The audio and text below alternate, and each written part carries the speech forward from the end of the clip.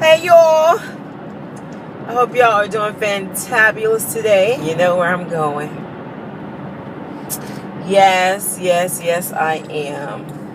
On my way into that job doll. I had to go to work Tuesday because I could not get out from my house. The roads were horrible. When I looked this out, the road I live on, I was like, I couldn't get off the road I live on safely.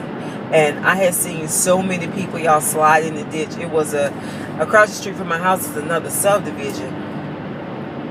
And somebody had ran into that sign on a van. I mean, it was just abandoned vehicles up and down the road, which I really don't understand because the governor declared a state of an emergency. So I don't know why people still be trying it out.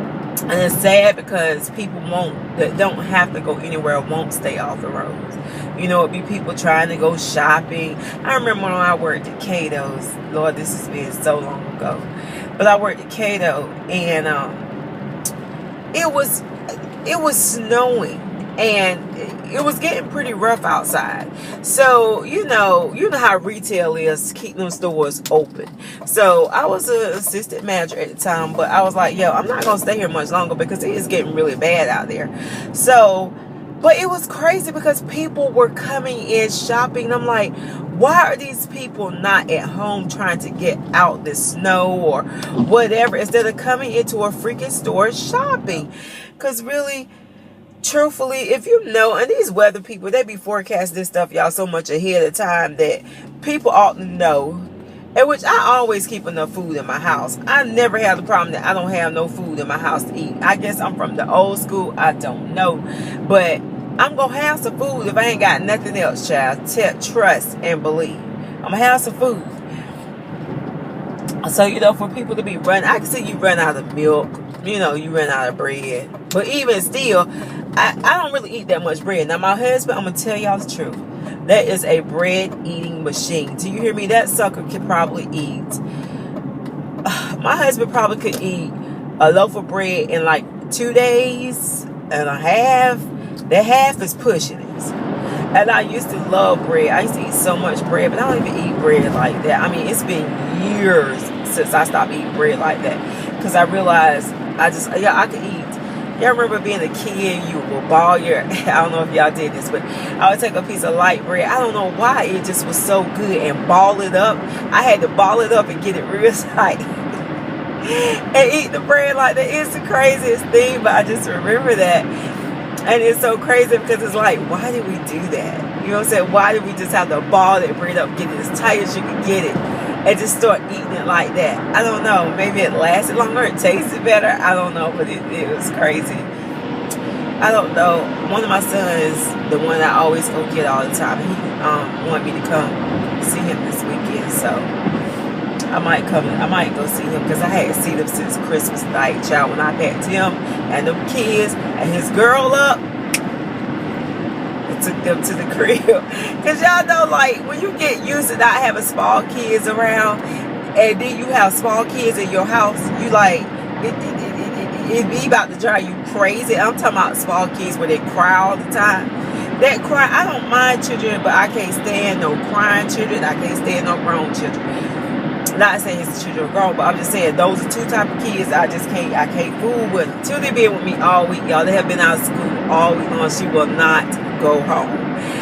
And which I'm glad, because I love it when Tootie is there. I enjoy Tootie so much. And Tootie's getting so big, y'all,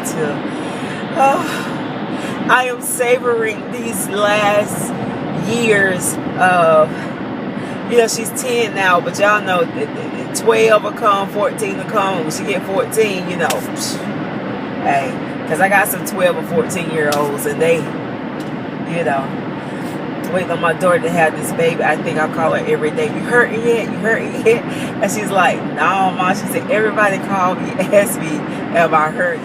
I finally have my mind wrapped around, you know, around this fitness, you know, my plan for this month. And I worked out at home Monday. I did work out Tuesday because I was going to the gym, but then when Tuesday stayed to spend the night, it kind of threw my, you know, plans off And really, I don't know, Tuesday, I was just so tired for some reason. And I think, still the remnants of this cold, lingering on and stuff. Sometimes I just don't have, like, all of my energy. But I'm trying to. I worked out twice Tuesday. I burned, wait a minute, let me see. Yeah, I burned, Monday.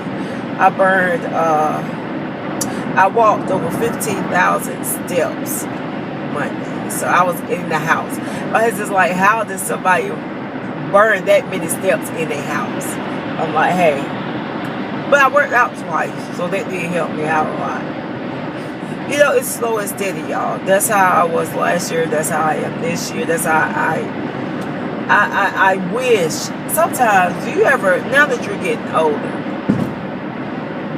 and this is for all my mature ladies out there, it's like, I yearn for the energy that I had when I was younger. It's like, and I ain't talking about 20s, I'm talking about just in my 30s. I'm talking about, I wish I had the energy of 5 years ago. Seriously. Because things are just a little more difficult than they used to be. And I was in the shower the other day, and I was thinking, like, you know how when you're young, you're in your 20s, you're in your 30s, you don't see yourself. Like, I remember specifically this one statement. And I said it to my mama, and she was like, girl, you better get yourself together. Because I was so full of myself, y'all. I was so full of myself. I made this statement. I ain't gonna never get old and wrinkled. Girl. And my mama used to tell me, girl, you're going to be like the old, what was it? The beautiful woman that she just never saw herself getting old. And one day she was old and was like, oh my God, what happened? And I'm just about in that boat with y'all that I never saw myself, like, my eyesight getting, dim, where I got to have reading glasses. And, I've always worn, like, glasses or contacts. I'm talking about to the point where I need reading glasses, like where I cannot see stuff. And I remember my grandmother being so frustrated at times, about being able to see. And, I'm not understanding those kind of things because I'm not there in life. And I will say that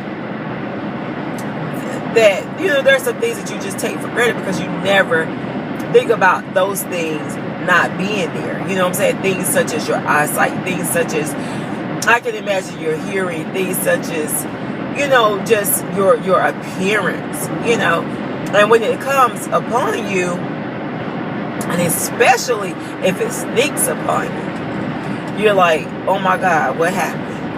And it's a process of life. And I thank God for allowing me to, see these years, for allowing me to continue to live, because, truthfully, it's not designed that we stay young forever. It's not designed that we don't get gray hairs, that we don't get wrinkles. And you know what? Let me tell y'all something. When I went to my godniece's funeral, I saw a lot of old, like, I would say middle-aged probably women, probably my age, with their gray hairs. And y'all know what? I admired the heck out of their gray hairs. I thought it looked so good on them. And so I thought to myself, why you like everybody else's gray hair, but you don't like your own gray hair?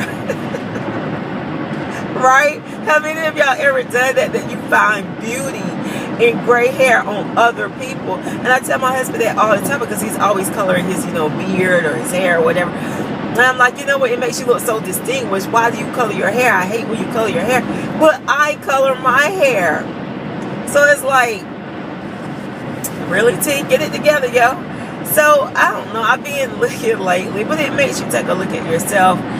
It makes you take a look at just life in general. You know what I'm saying? And as you begin to see the wrinkles coming and the cellulite, I never had cellulite in my thighs, like my inner thighs. And now I'm like, oh my God, what in the world? But I'm working on that. But as things start to come upon you, Some things you can't change unless you have surgery, and I don't want to have surgery, y'all. Because I really firmly believe that there is a blessing in your age. Your age shows wisdom, should show wisdom. And like I looked at those ladies and admired them, and I thought like, wow, that's what it's supposed to do. That's what it's designed to do. And if you're living right, and you're beautiful on the outside, and you're beautiful on, let me back it up. If you're living right and you're beautiful on the inside, because that's what really matters, on the inside, people can look at you and just admire you and admire the person that you are, and just be like, wow. You ever looked at an older lady and be like, wow, I want to be like her when I get older? Full of grace, full of wisdom, full of gratefulness, full of God. You know what I'm saying? And you just like, wow, that's what I want to be. That's what I want to do.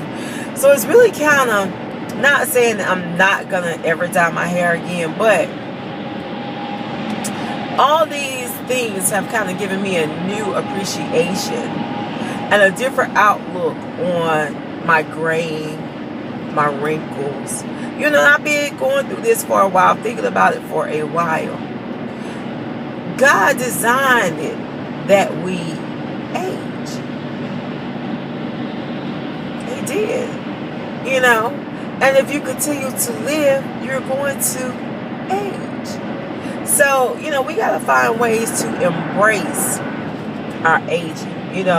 I'm going to tell you, find ways to embrace our living, our being. And,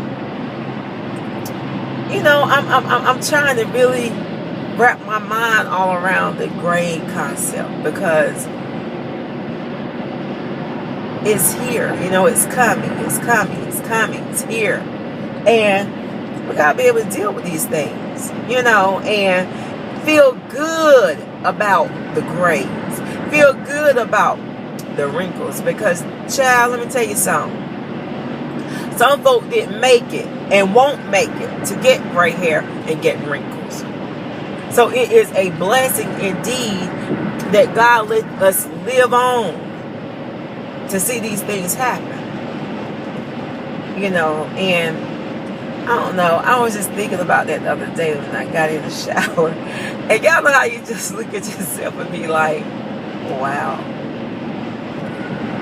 I remember where everything was, perky, and everything was up, up north. And when things start to go south, you like, hold up, wait a minute. And I look at these women that go and to me, destroy their bodies. They get larger bottoms. They get, a lot of work done. It makes me wonder, though, because a lot of these people young. When you start to get 50, 60, what's going to happen to all the stuff you don't put in your body? That's something to think about. It really is. So, child, I'm just trying to embrace life and whatever it brings to me, and to say, God, I thank you. Because surely it could have been the other way. It really could have been. I could have been dead, sleeping in my grave. But I thank God for, what He gives me and what He's going to give me. And life is not about the outer man. Because this thing right here, this going to lay down in the grave and deteriorate. And yours is too. This outer layer, this presentation is going to go away. So we better stop worrying about what we look out like on the outside so much, and get them insides right.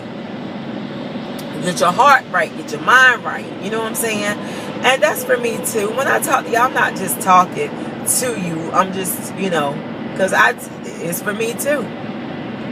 But yeah, we better pay attention to our insides. Stop worrying about the outsides, because the outside is going back to the dust. After a while, it won't, it won't even matter. After a while, it won't matter. Child, let's get it together. But anywho, I will holler at y'all later as usual. I'm going to get on down this road, and I will holler at you in the next video, y'all. Bye.